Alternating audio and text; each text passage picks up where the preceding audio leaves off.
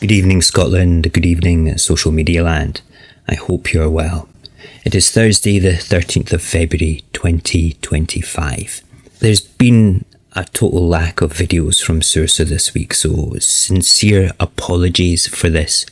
It was all due to looking after a sick, autistic little boy, my son, last week, and he still wasn't 100% right. And then my wife ended up with norovirus, so I had to shove her into isolation, clean everything down to make sure it didn't spread to anybody else. Now they're pretty much better now. They're sitting about 95% mended. So I thought I'd come on and make a quick video that is based around what this week's theme was about. And this is just a wee precursor to the Friday night live stream.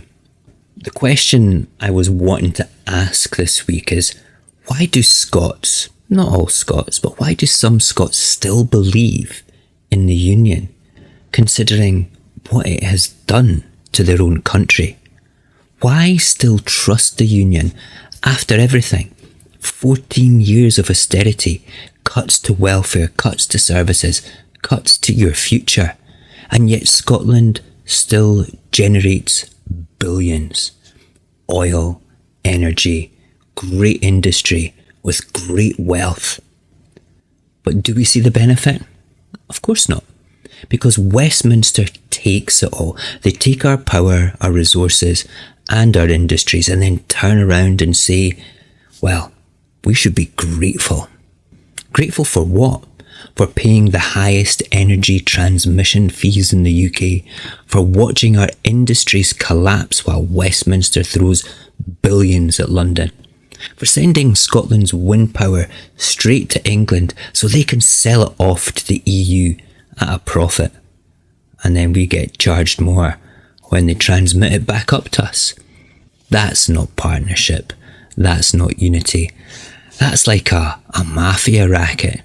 And still some of you guys are defending this. But let's consider Labour specifically in this discussion. Why would anyone love this union even under Labour? Did they not tell you in 2024 that things would be different? Things would change? Well, Labour lied. They promised investment. They promised that Scotland mattered.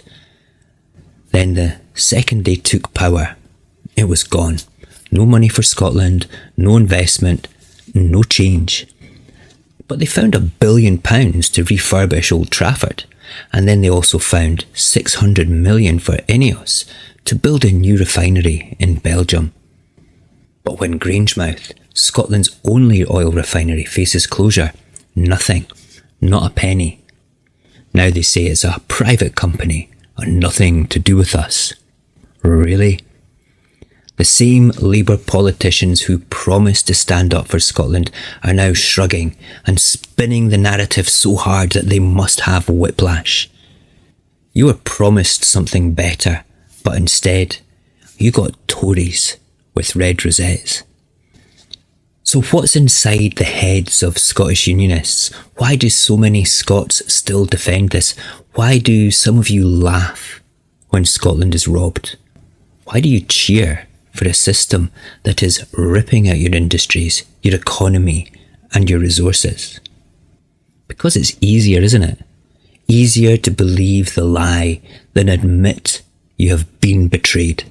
Easier to call independence a fantasy than face the fact that the Union has been bleeding Scotland dry for generations.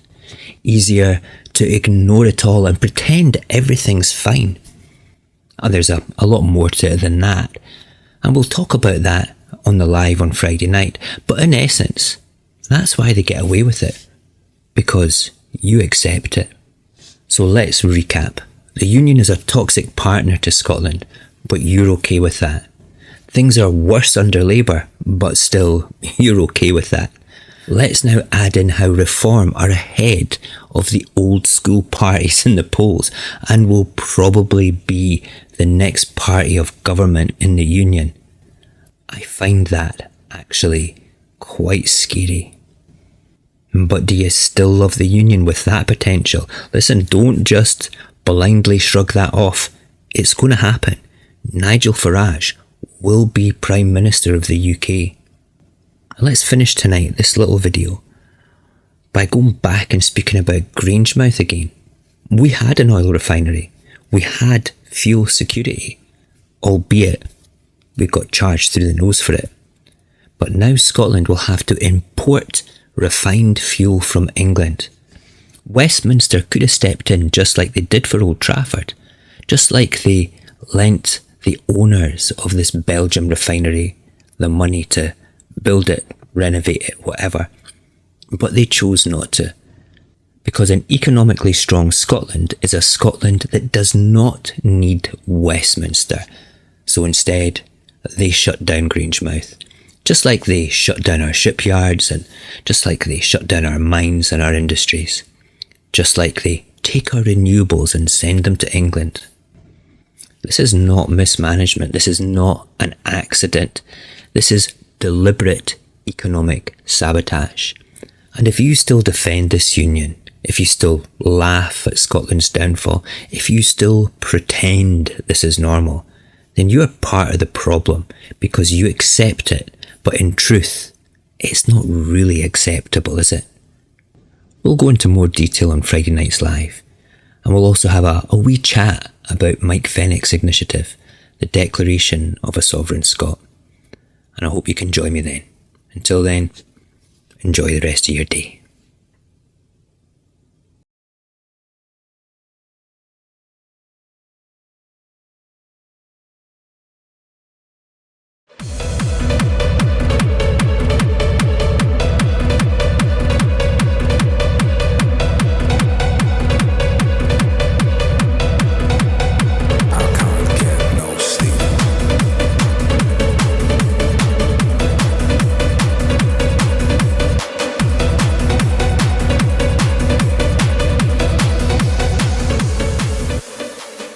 I can't get no sleep.